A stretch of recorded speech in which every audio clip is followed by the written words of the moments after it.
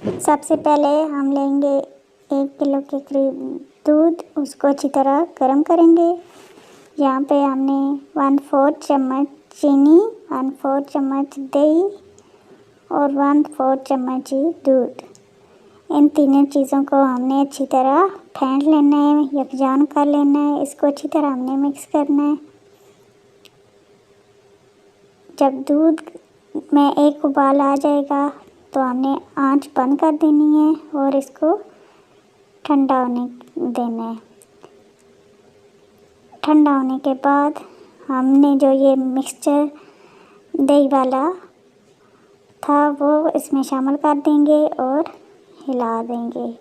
दूध बिल्कुल नीम गर्म होना चाहिए। 2-3 घंटे बाद ये देखें दही हमारा तैयार हो चुका है। कितना प्यारा बना है। ये गाय का दूध था, लेकिन देखें ये ऊपर से उसकी मलाई वाला है और नीचे से कितनी गाढ़ी दही बनी है हमारी, पानी बिल्कुल भी नहीं है। बहुत अच्छा दही आप घर पर आसानी के साथ बना सकते हैं। परफेक्ट दही की ये रेसिपी आपको पसंद आएगी। Thanks for watching.